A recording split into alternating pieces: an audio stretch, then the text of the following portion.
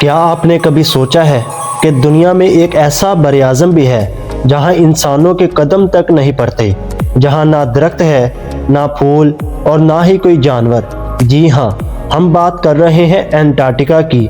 ये वो जगह है जहां बर्फ़ के सिवा कुछ भी नहीं और जहां का मौसम इतना सख्त है कि यहाँ की ज़िंदगी को बर्दाश्त करना तकरीबन नामुमकिन है। साउथ पोल जो एंटार्क्टिका का मरकज़ है, वो मुकाम है जहां हर रास्ता शिमाल की तरफ जाता है। आज हम इस बरे आज़म के अनोखे राज जानेंगे जहां पर हर चीज़ बर्फ़ में डूबी हुई है और ज़िंदगी का तसव्वुर भी मुश्किल है। तो आइए एंटार्क्टिका के इस सुनसान और पुरअसरार बरे आज़म की सैर करते हैं और इसकी हैरत अंगेज़ राजों को दरियाफ्त करते हैं। एंटार्क्टिका इतना बड़ा कॉन्टिनेंट है कि इसमें पूरा अमेरिका और पूरा इंडिया एक साथ फिट आ सकते हैं। इमेजिन करें कि इतने बड़े कॉन्टिनेंट का 98% हिस्सा गहरी बर्फ से भरा हुआ है, इतनी गहरी कि यहाँ कई हिस्सों में 5 किलोमीटर डीप तक सिर्फ बर्फ ही बर्फ है। वैसे तो यहाँ टेम्परेचर -60 डिग्री सेल्सियस तक जाता है, लेकिन साल में 1 या 2 मरतबा यहाँ गर्मी भी पड़ती है। पर इस गर्मी में भी यहाँ का टेम्परेचर -12 डिग्री सेल्सियस होता है, क्योंकि यहाँ पूरा साल टेम्परेचर फ्रीजिंग पॉइंट से कम ही रहता है। इसी वजह से यहाँ बर्फ़ मेल्ट ही नहीं होती। हर साल एंटार्क्टिका में 2 इंच एडिशनल बर्फ़ पड़ती है। वैसे तो ये फिगर बहुत कम है, लेकिन पिछले करोड़ों सालों से 2-2 इंच करके यहाँ बर्फ की लेयर्स बढ़ती ही चली जा रही है। सिर्फ बर्फ और शदीद टेम्परेचर ही यहाँ जिंदगी के लिए मुश्किलात पैदा नहीं करते, बल्कि एंटार्क्टिका में ह्यूमिडिटी ना होने के बराबर है। नॉर्मली हमारे पास हवा में 40% से लेकर 80% वाटर वेपर्स होते हैं, जो इंसानी सेहत के साथ साथ इकोसिस्टम के लिए बहुत फायदेमंद होते हैं। लेकिन एंटार्क्टिका में ह्यूमिडिटी लेवल सिर्फ और सिर्फ 0.03% ही है। यही वजह है कि एंटार्क्टिका में स्किन डिजीज और बॉडी का डिहाइड्रेट होना बहुत ही कॉमन है। इसके साथ साथ साउथ पोल सी लेवल से 9800 फीट की एलिवेशन पे है। ये इतना डेडली तो नहीं है, लेकिन ज़्यादातर लोगों के लिए ये एलिवेशन इनकी मुश्किलात में इजाफा कर देती है। कुल मिलाकर बात ये है कि एंटार्क्टिका इंसान तो दूर की बात, बल्कि किसी भी जानदार के लिए बनाया ही नहीं गया। लेकिन फिर भी इंसान यहाँ मौजूद है, इसकी सिर्फ एक ही वजह है और वो है रिसर्च। जिस तरह स्पेस भी इंसान के लिए नहीं बनाई गई, लेकिन फिर भी वहाँ ISS में इंसान रिसर्च पर्पस के लिए रहते हैं। इसी तरह एंटार्क्टिका में भी साइंटिस्ट को रिसर्च के लिए भेजा जाता है। ये है यहाँ का Amundsen Scott South Pole station. ये एक अमेरिकन बेस है जहाँ पर गर्मियों में 150 और सर्दियों में टोटल 45 साइंटिस्ट और स्टाफ रहते हैं। यहाँ तक इनको पहुँचाने का सिर्फ एक ही जरिया है और वो है बाय प्लेन। एंटार्क्टिका में कोई प्रॉपर एयरपोर्ट या रनवे मौजूद नहीं है और ना ही गहरी बर्फ की वजह से बन सकता है। यहाँ रनवे कंक्रीट या तारकोल से नहीं, बल्कि ऐसी चीज से बनाए जाते हैं जो यहाँ सबसे ज्यादा पाई जाती है, बर्फ। जी हाँ, बर्फ पर रोलर चलाकर इसको सख्त किया जाता है, जिस पर जहाज लैंड कर सकते हैं। एंटार्क्टिका में लैंड करने के लिए भी पायलट्स की पहले स्पेशल ट्रेनिंग की जाती है, क्योंकि ये आम रनवे नहीं बल्कि बहुत ही स्लिपरी होते हैं। कार्गो प्लेन के केसेस में तो जहाज की लैंडिंग गियर की जगह एक स्पेशल इसकी लैंडिंग गियर लगा होता है, क्योंकि कार्गो प्लेन का वजन बहुत ज़्यादा होता है और इसके लैंडिंग गियर में टायर लगे होते हैं, तो वो लैंडिंग के वक्त बर्फ़ के अंदर दंस भी सकते हैं। साउथ पोल अमेरिकन स्टेशन पहली बार 1956 में लकड़ी से बनाया गया था, जो फौरन ही बर्फ़ की नज़र हो गया। 1974 में इसको अपग्रेड करके एक जाइंट इग्लू की शेप दी गई।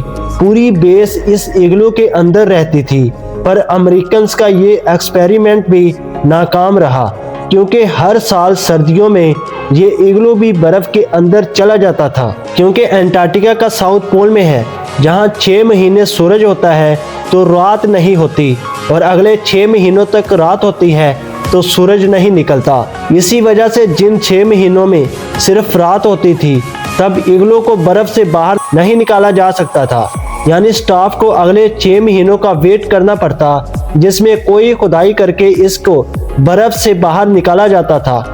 इसमें टाइम भी लगता और एक्स्ट्रा फ्यूल भी यूज होता था। 2008 में अमेरिका एक नई अप्रोच के साथ मैदान में उतरा और ईगलों को भी रिप्लेस करके ये चीज़ बनाई।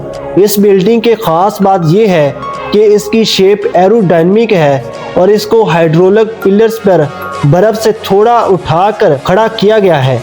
एरोडायनामिक शेप की वजह से तेज हवाएं इसके ऊपर और नीचे बर्फ को इकट्ठा नहीं होने देती, लेकिन हर 10 सालों के बाद फिर भी इसके नीचे बर्फ जमा हो जाती है, लेकिन तब इसको आसानी से अपलिफ्ट किया जा सकता है। एंटार्क्टिका एक फ्री कॉन्टिनेंट है, यानी इसको कोई भी कंट्री ओन नहीं करती। यहाँ पर 29 कंट्रीज के अपने अपने रिसर्च स्टेशन बने हैं, लेकिन सवाल ये है कि साउथ पोल में कौन सी ऐसी रिसर्च होती है जो दुनिया में कहीं और मुमकिन नहीं।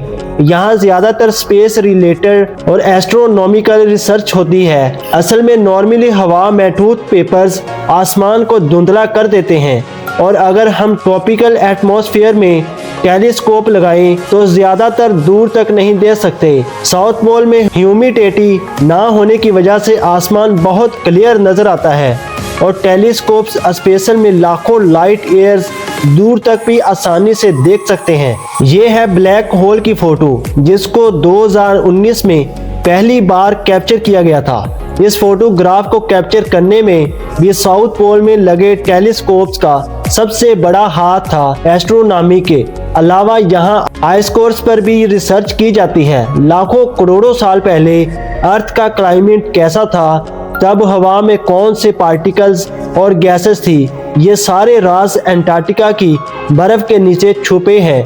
इन आइस कोर्स को निकालकर रिसर्च की जाती है और ये पता लगाया जाता है कि किस दौर में यहाँ क्या कुछ हुआ था। साउथ पोल में हॉर्स वीडर कंडीशंस की वजह से यहाँ कम से कम रिसर्चर्स को भेजा जाता है।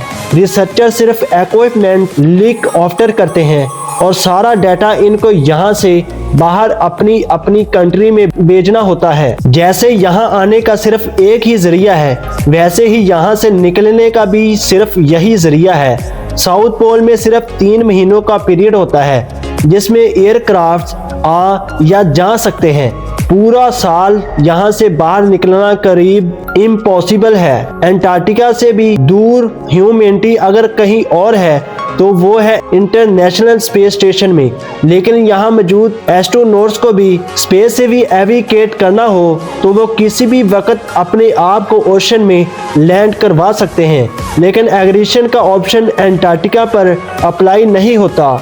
इमरजेंसी की सूरत में यहाँ डॉक्टर तो मौजूद होते हैं, लेकिन सीवियर केसेस में वीडियो लिंक के जरिए अमेरिका में बैठे डॉक्टर्स का पैनल भी मौजूद होता है, लेकिन ये वीडियो लिंक इंटरनेट पर काम करता है और यहाँ इंटरनेट भी एक बहुत बड़ा चैलेंज है। बाकी पूरी दुनिया में इंटरनेट रिमोट लोकेशन पर सैटेलाइट के जरिए चल सकता है।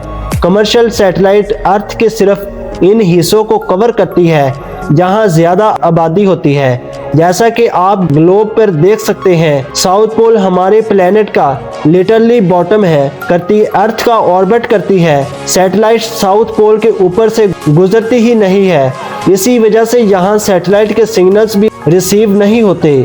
सिर्फ चंद सैटेलाइट्स हैं जिनके सिग्नल साउथ पोल में आते हैं, वो भी सिर्फ चंद मिनटों या घंटों के लिए। यहाँ इंटरनेट यूज करने के लिए स्पेसिफिक टाइम का वेट करना होता है। जब सैटेलाइट साउथ पोल के करीब से गुजरेगी सिर्फ तभी सिग्नल रिसीव होंगे। पूरे 24 घंटों में यहाँ सिर्फ 3 घंटे और 50 मिनटों के लिए इंटरनेट चलता है। इस टाइम फ्रेम में साइंटिफिक डाटा भी ट्रांसमिट किया जाता है और रिसर्चर्स अपनी फैमिली में कनेक्ट हो पाते हैं। इसके अलावा साउथ मैनेजमेंट भी एक बहुत बड़ा इशू है। इंटरनेशनल लॉ के मुताबिक इस कॉन्टिनेंट को पोल्यूशन और वेस्ट फ्री रखना सबकी जिम्मेदारी है, क्योंकि अगर यहाँ थोड़ी सी भी पोल्यूशन हुई तो वो साइंटिफिक रिसर्च को असर अंदाज कर सकती है। इसका मतलब है कि यहाँ जो चीज़ भी आएगी इसको अल्टीमेटली वापस भी जाना पड़ता है। तो ये थे एंटार्क्टिका और साउथ पोल के कुछ हैरत अंगेज राज। एक ऐसी जगह जहां जिंदगी का होना तकरीबन नामुमकिन है और जहां बर्फ के अलावा कुछ भी नहीं।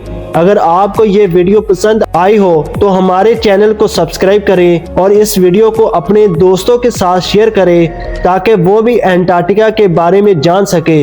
हम अगली वीडियो में नए राजों के साथ वापस आएंगे, तो हमारे साथ जुड़े रहिए।